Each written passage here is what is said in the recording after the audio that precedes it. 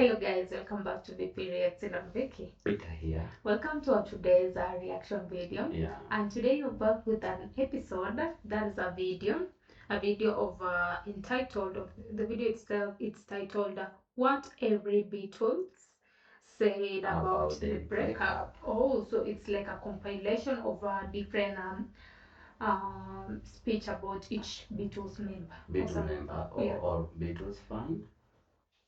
Beatles. I think maybe what the Beatles is themselves. Okay. Yeah. That's JohnLennon. Yeah. Okay. Paul and Ringo. Yeah. So we are going to see maybe their different perspectives of their say of their breakup. So exactly. Yeah. So this was courtesy of Dan. So thank you so much, Dan, for another amazing episode. And we are here to learn more. So thank you so much for that. Yeah. And welcome, guys. Yeah, don't forget, guys, to like it first. Subscribe here if you have not subscribed yet. If you are new here, consider that this is what we do here each and every day. These are our daily routine vibes, bringing you good vibes each and every day. So subscribe, and for any song request or video request of your choice, do that via our Buy Me Coffee link or even join our Patreon comment. For more details, check on our channel's description. There are links there on this song description. There's some good information on it. Oh, I'm so excited for this one. Let's go. What did they say? She didn't split the Beatles because how could one girl split the Beatles or one woman? You know? Who broke it up? John did. No. What? We didn't get along. That was we strange. were four guys. We had rows. The effort. Oh, so you are trying saying that each and every Beatles member had his saying. Or maybe all their own perspectives on the breakup. So the breakup. People hear Paul say, "Who broke the Beatles?" He's like, "John."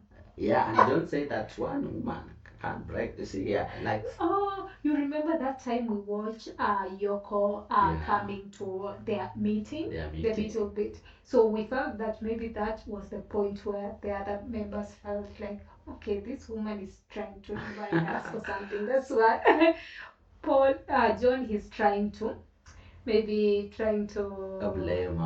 not to blame. John is trying to defend.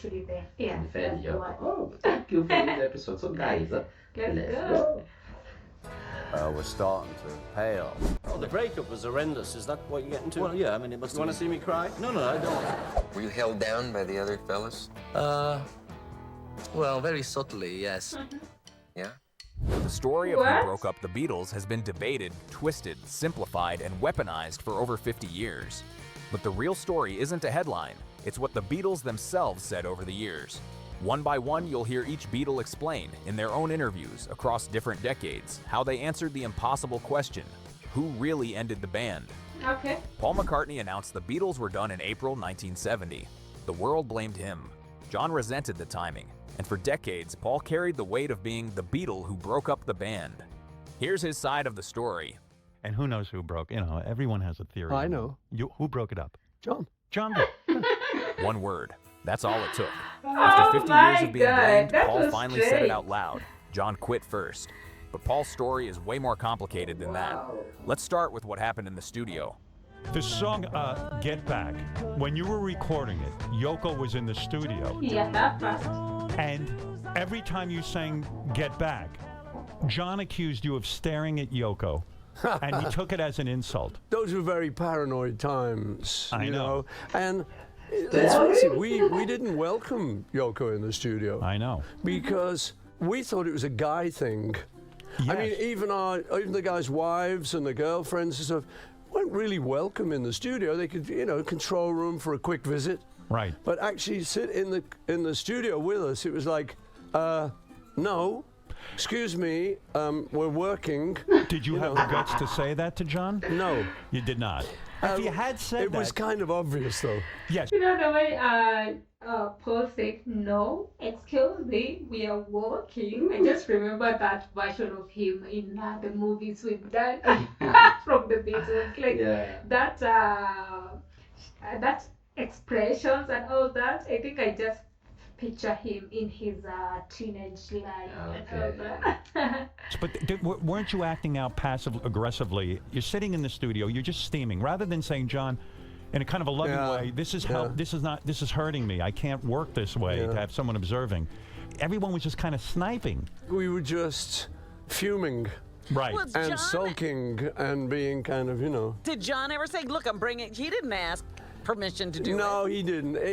You know, the thing is, it was really just the initial shock of Yoko sitting on one of the amps. Right. You know, excuse me, that's my amp. Yeah.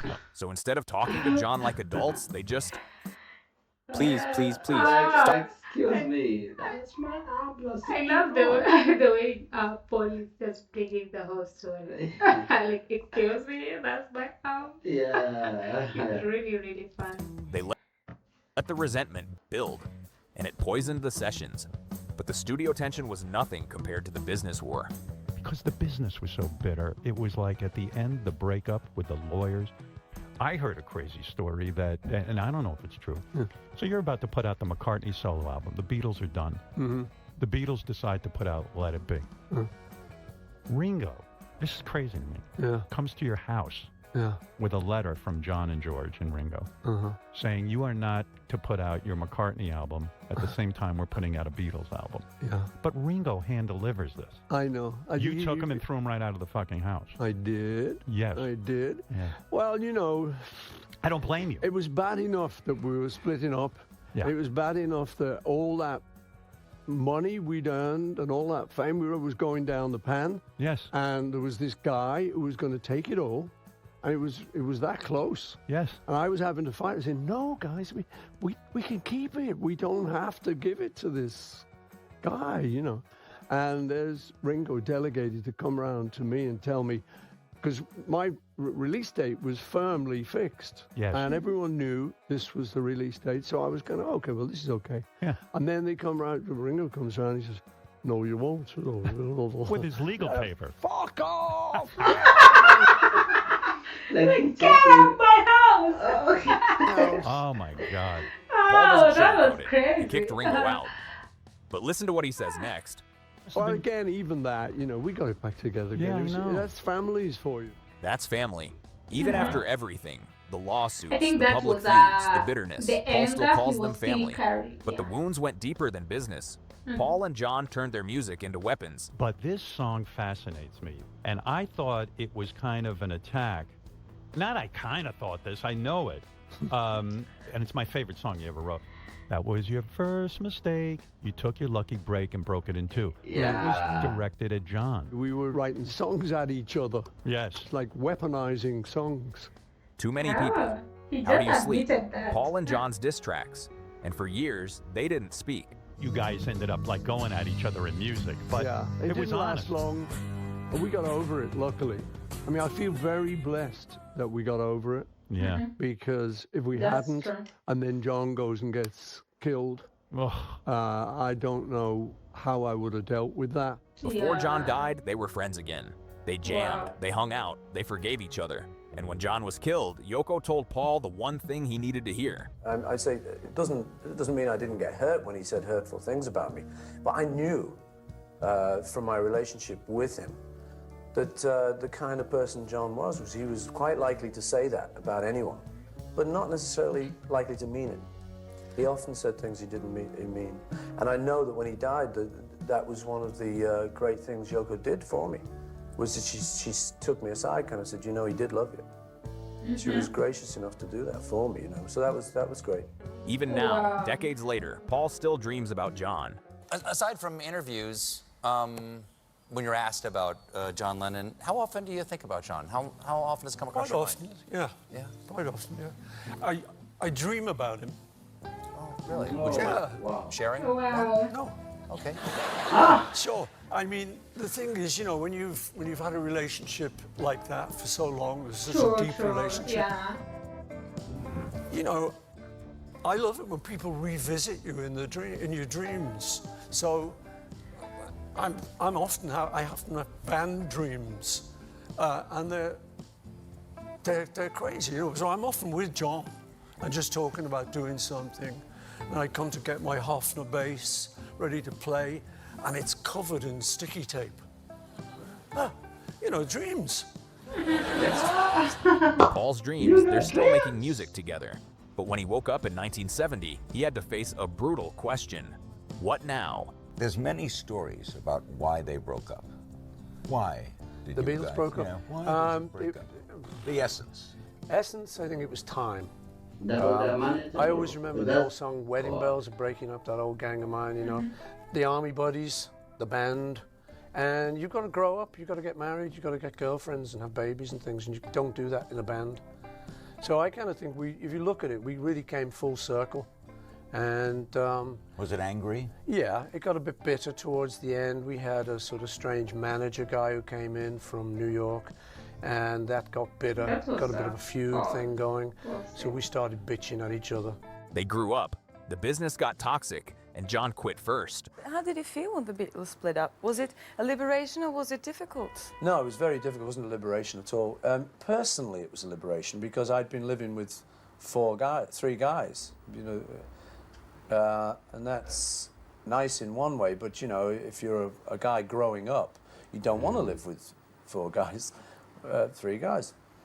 So personally, when I got married and I was able to sort of discover more about myself as an individual, and in a marriage relationship, obviously, you know, there's a lot of learning and a lot of giving and taking to be done. So that was a very fresh period for me.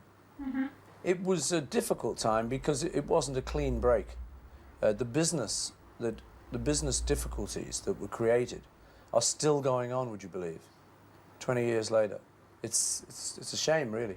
But these things, when, you know, unless you set it up perfectly business-wise, they have a way of doing that. And then you get some lawyers in on the case and you're really screwed. But so it was quite sad, really, to break up with the Beatles because they were friends, you know, and to see it just fall apart was sad. Sorry. For sure, that's Paul's say, but I can say, like, he has mentioned that they had some strange manager after the death of their first manager. I think that's the one main reason that made like how one of the reasons. One of the reasons, because if the original manager could have been alive, I think he could have balanced. Yeah, try to maybe even bring them together. Yeah, and he knows everyone's characters. Yeah, you know, being new, and he started with them when they were nothing. And you know, when you are new and you found they were like he was like a father to them. Exactly. So even if he comes with a decision like no bringing someone here, like that they will will be fine. Yeah. But for the new manager, you found them, they already have their brand. So try to bring. They're already up in fame and all that. So no one will accept you coming there and try to give us instruction like, who are you? Let's see the next person's videos. Yeah. But Paul got his life back, but he lost his brothers, and the business battle went on for decades. What's so difficult professionally? Well, one, if you'd have been in something as big as the Beatles, how do you follow that? I don't know. You know, well, exactly, that's how I felt. I don't know. But at least I had the faith to try. And I thought, well, we'll do something. We'll do something. And the alternative was for me to retire at the age of, 29 or something. I didn't think it was retirement age. I thought, well, you know, I'm not going to just retire and just say, oh, I was a Beatle. Remember me all my life. Because I'm interested in life. You know, I'm interested in contemporary music. I want to be involved. So I've kept going. Paul refused to become a nostalgia act. He kept creating, and he's still touring today. So that's Paul's version. Honest, painful, and ultimately hopeful. Now let's hear from one of the most beloved Beatles. RingoStarr is the Beatle everyone loves. The peacemaker, the funny one, the guy who just wanted to play drums. But Ringo saw it all. And when you ask him about the breakup, he doesn't sugarcoat it. Well, there were all those stories at the time. There's stories about almost everything. Yeah, that's the about thing. how you didn't get along. No, we didn't get along. We were four guys. We had rows. It never got in the way of the music, no matter how bad the row was. Once the counting, we all gave our best. And that was a little later, too, which I think is a natural thing, you know. Suddenly, we've got lives, and I've got children, and, you know, the effort that we put in, because we worked really hard, we're starting to pale a little, you know. And, you know, we always thank Paul to this day. Because of Paul, who's the workaholic of our band, we made a lot more records than John and I would have made, say, you know. we'd like to sit round a little more. And then Paul would call, all right, lads, and we'd go in. Ringo just said it. We didn't get along. Not we had creative differences or we grew apart. They fought, they had rows, but they still made music. And here's the thing. Ringo credits Paul for being the workaholic who kept them going. Without Paul pushing, there would have been fewer albums. But that intensity came at a cost. Here's what Ringo says about their bond. We were very possessive of each other, you know. The four of us had been through a lot together, and we were very close most of the time. We weren't close all the time, and it went round, you know. I'd be close with John, I'd be close with George, I'd be close with Paul, they'd be close, John and I and George would be close, Paul, John and George would be, you know. It went round in a lot of circles. But most of the time, four of us were very close, and I don't know, I thought we were very possessive of each other in a way, you know, not like, you know, a mother-son thing, you know, but just with ourselves. And we didn't like strangers coming in too much. And the wives and the girlfriends never came to the studio. That was where we were together. And I think that's why we worked so well, because it was just the four of us. Yeah. And there was no outside influence, unless we brought it in, like, you know, someone to come down and play on it, or make it flash past for an hour or so because he had nothing to do or whatever, you know, those things. But basically it was just the four of us recording, and it was intense, you know, and dramatic, and we were trying to get the record the best we could. Listen to what Ringo's saying here. The Beatles were a closed circle. No wives, no girlfriends, no outsiders, just the four of them. And that intensity, that possessiveness, is what made them great. But it's also what made the breakup so devastating. When something that close falls apart, it's not just the end of a band, it's the end of a family. How inevitable was the breakup of that group? How inevitable? Well, the Breakers, we'd be, you know, 8 years I'd been in the job. And also at the period when you start, that's all you live for when we were working for the band. You know, then we all got married, and we all had children, and then you had other things to do as well. So it was like an inevitable breakup because we all got busy doing other things.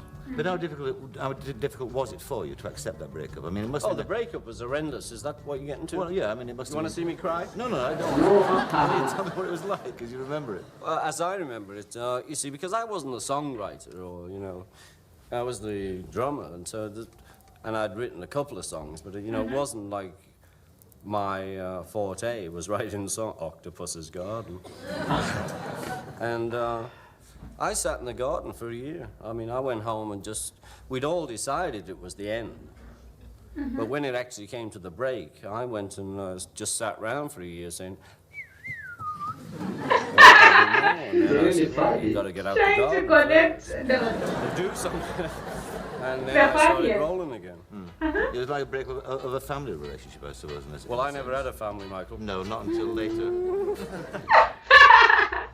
Really? Wow.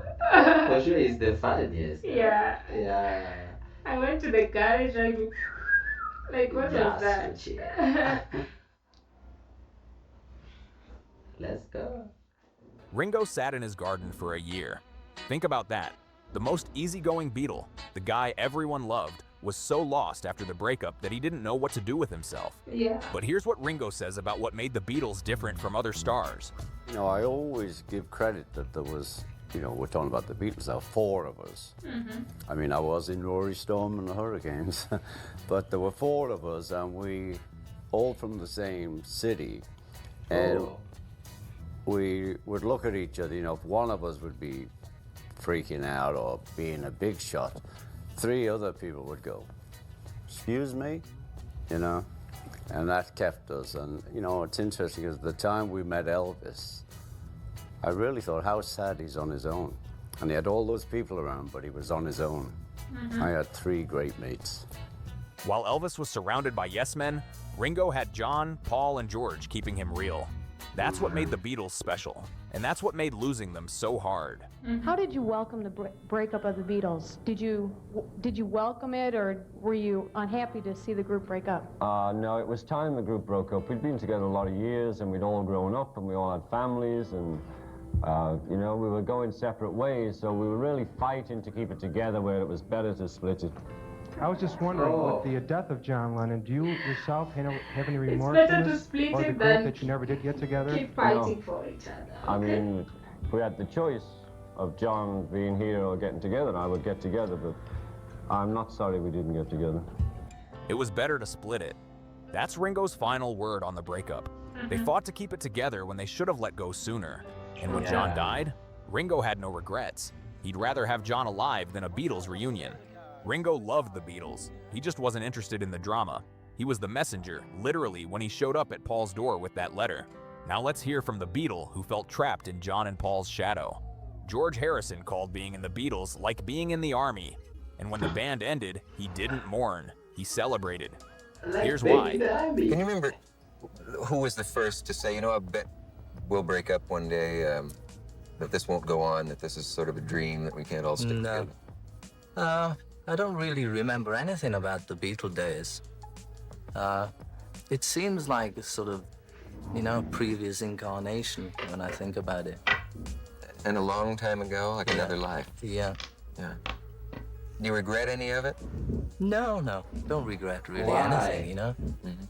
I mean, that's what happened, and it was good, you know, it was good, but it was also good to carry on, do something else. In fact, it was a relief. Sometimes they say you... Some people can't understand that, you know, because Beatles was such a big deal. They can't understand why we should actually enjoy splitting up. But there's a time, you know, there's a time when people grow up and they leave home or whatever they do, and they go for a change, you know, and it was really time for a change. Yeah. Don't you think a lot of people just envied the idea of being world celebrities, though? And being... Well, some people, you know, would go on and on forever, singing the same tune and playing the same gig if they were making some money, you know? Yeah. But I think we'd all rather give that up and try going on our own and try doing something we really want to do. It was a relief. That's what George said about the breakup. While the world mourned, George felt free. He wanted out. But here's what most people don't know. George had been trapped for years. Do you think you might have been the most anxious of the four to get out? I get that impression from reading about it. Maybe, yeah. Yeah. I wonder it was why. Well, because over the years, you know, I had such a lot of songs mounting up that I really wanted to do, but I only got my quota of 1 or 2 tunes per album. And that way I would have had to record about 100 Beatle albums just to get out the tunes I had in 1965. Were you held down by the other fellas? Well, very subtly, yes. Yeah? Right. How would Not they do really. it? He says that he had a lot of his tunes that could be even chipped into the Beatles album, even 1 or 2, and his big catalog. So he was feeling like he could venture on his own journey alone. Yeah. That chance was not been given when he was a Beatle. Yeah. That's why he was like a little bit relieved when they had a breakup, because he was like, at least we had our own time to venture into our own stuff. Okay. Didn't strap me down or anything like that. Yeah. But no, it was just the way things happened, you know. It started off I didn't write, they wrote, then I started to write, and it was sort of trying to push in a bit. Another advert, sorry. George is trying to be so open. Lots of them. But in a band dominated by Lennon and McCartney, he got 1 or 2 tracks per album, if that. Think about it.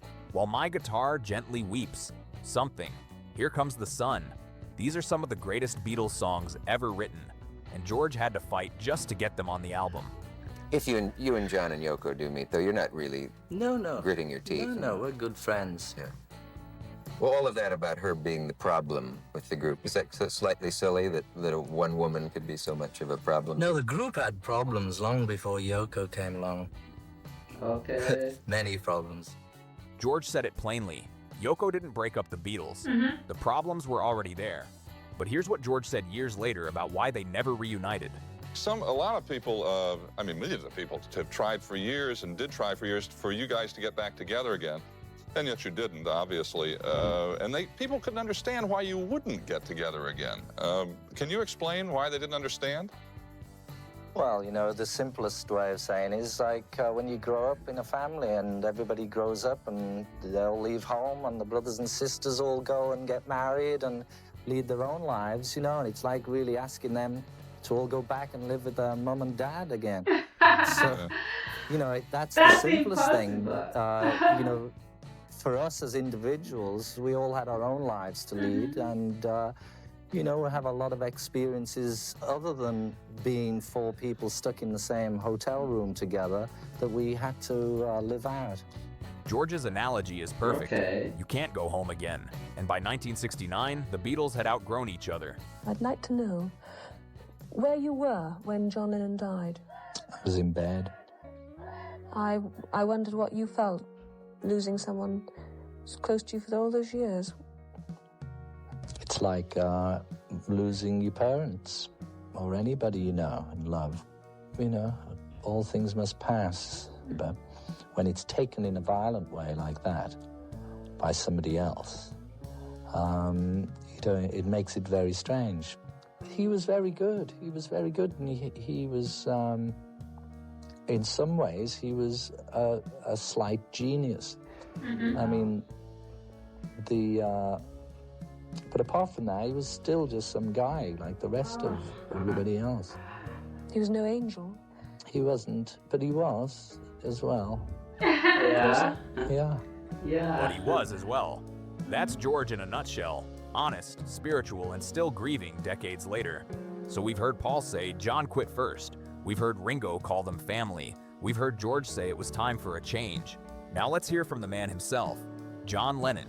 John Lennon told the other Beatles he was quitting in September 1969, but he kept it quiet for 7 months.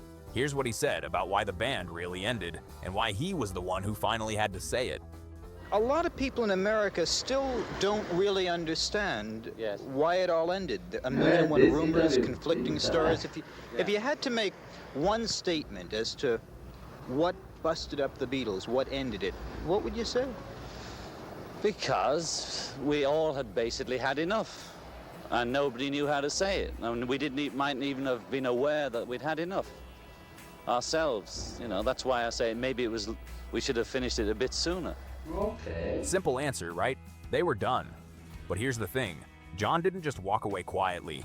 He announced it. And according to him, that wasn't the plan. I announced it to myself and to the people around me on the way to Toronto a few days before, and on the plane Alan came with me. I told Alan, you know, it's over.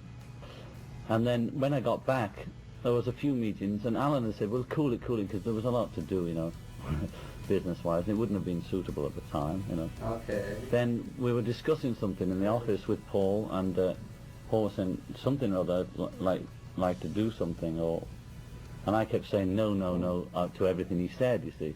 So it came to a point I had to say something. Paul saying, well, what do you mean? And so I said, I mean, the group's over, I'm leaving. He'll remember exactly how I see it. Alan was saying, don't tell. He didn't want me to tell Paul even, you know. And so Alan was the new manager. Yeah. Because of that, I've had George mentioning Alan, and then John is even mentioning him. Yeah, they said that when they were on the plane to Toronto, he mentioned it earlier, and Alan was like, don't tell this to Paul. Okay, yeah. Yeah, it's not time yet because of business-wise. I think they were having some pending issues, pending business to handle. So I thought it's out, you know, I couldn't stop it. It came out. And Paul and Alan said they were glad that I wasn't going to announce it, that I was going to make an event out of it, you know. I don't know whether Paul said don't tell anybody, but he was damn pleased that I wasn't, you know. He said, oh, well, that means nothing really happened if you're not going to say anything. So that's what happened. Well, I mean, like anybody, when you say divorce, you know, the face goes all sorts of colours. It's like he knew really that this was the final thing, you know.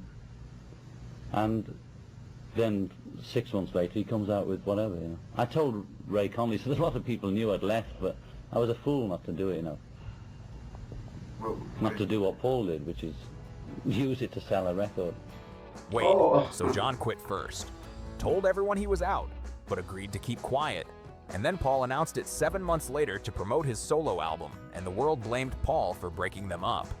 John wasn't angry, he was just impressed by the PR move. Well, I wasn't angry, I was just, shit! AI can build an entire app in a... So they're bringing like after 7 months when Paul was having his solo album, he used the breakup to promote it. Yeah.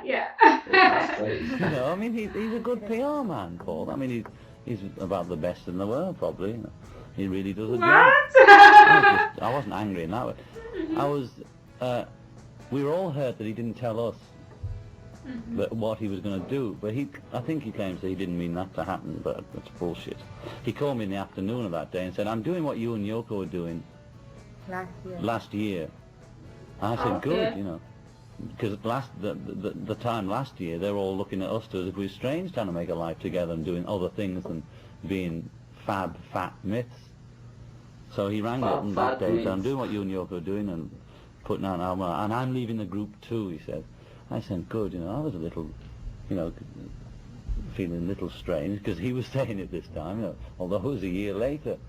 And I said, good, you know, because he was the one that wanted the Beatles most, you know. John actually supported Paul leaving. Why? Because Paul was the Beatle who fought hardest to keep them together. John was ready to move on, but here's where it gets messy, the business side. All that business was awful, you know. It was a fucking humiliation. One has to completely humiliate oneself to be what the Beatles were, and that's what I resent, you know. I mean, I did it, but I didn't foresee that, you know, it just happened bit by bit, and you gradually, till this complete craziness is surrounding you, and you're doing exactly what you don't want to do with people you can't stand, the people that you hated when you were 10, and that's what I'm saying in this album. I'm saying, I remember what it's all about now, you fuckers. You know, fuck you all. That's what I'm saying, you know, fuck you all. You know, you don't get me. This is the part people forget. The Beatles weren't just a band, they were a machine, a product. And by the end, John felt like he'd sold his soul. But what about the woman everyone blamed? You know, Yoko, you've even been called the Dragon Lady, who the lady who brought the Beatles apart and took them all apart. I have trouble with English. Can we please give her the credit for all the nice music that George made and Ringo made and Paul made and I've made since they broke up? If she did it. That's right.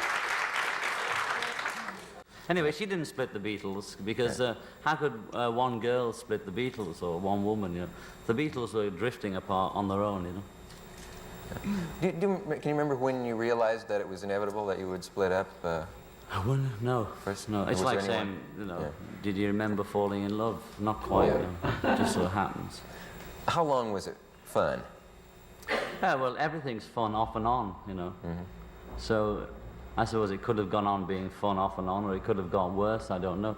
It's just that when you grow up, you know, we don't want to be the crazy gang, which they might know over here, which is British, or the Marx Brothers, which is sort of being dragged on stage playing She Loves You when we've got, you know, asthma and tuberculosis, and when we're 50, you know. Here they are again, yesterday, all my John said it himself. They grew up, they got bored. They wanted lives outside the band. But here's his most honest take on the timing. Do you think you got out of it at a good time, or looking back, do you think maybe you should have gotten out of it earlier, or? I think if we'd left it any later, it was getting nearly too late, you know. Nearly too late. That's the line that sticks. By 1969, they weren't just tired, they were trapped. Will they ever team up again? It's quite possible, yes. I don't know why the hell we'd do it, but it's possible. Would you like that to happen? If it happens, I'll enjoy it. Would you want to initiate that happening? Well, I couldn't What? No. If you could, I mean, is it something you would like to see yourself doing? If I could. I don't know, Ellie, because you know me, I go on instinct, and if the idea hit me tomorrow, you know, I might call them and say, come on, let's do something. And so I couldn't really tell you. If it happens, it'll happen. So it is not something that you would totally rule out as never taking place again? No, my memories are now all fond, and the wounds are healed, and if we do it, we do it. If we record, we record. I don't know. As long as we make music, you know. And there's no hard feelings to any member of the group or anything? No, nobody in particular. No, nobody. This was 1975. The wounds had healed. John was open to a reunion. 5 years later, he was gone. so John quit. 4 Beatles, 4 versions, and 50 years of mystery. Paul said John quit first, and he's right. Ringo said they were family, and they were. George said it was time for a change, and it was. Yeah. John said they'd had enough, and they did. And somehow, all of them are telling the same story. The Beatles broke up because they were exhausted, trapped, and ready to grow up. Yeah, But before the end, they made peace. They forgave each other, and when John died, the 3 surviving Beatles carried one truth with them. They were brothers. They made music. They forgave each other. And that's the real story. Now that you've heard every version of the breakup, what do you think happened? Let me know in the comments. And if you enjoyed this deep dive, hit subscribe for more stories from music's biggest legends. Yeah, first guys, subscribe here. Oh, that was really, really, really intense. Yeah, so engaging, and we have been tackling the stories of their breakup. Yeah, speculations and all exactly, that. yeah. But I think it was really good to hear from the horse's mouth. Like telling their own truth, what they felt, how they took it, and all, how they have been. This was really good. Yeah, and despite all, what I can say personally is that they were really truthful to their fans because they had some business that they could even do behind bars, like behind the curtains. They could have hidden their fans what has been happening and continue just doing it for the sake of money. But they were really truthful, honesty, just to give, like, don't force it, like, if it's not from coming from They the felt heart. like this is really outgrowing, because I think most of their songs were for the teenage vibes and all that. So the more they grow, they feel like, okay, I think this is really, really past us. Yeah. And the good thing about them is that they were honest.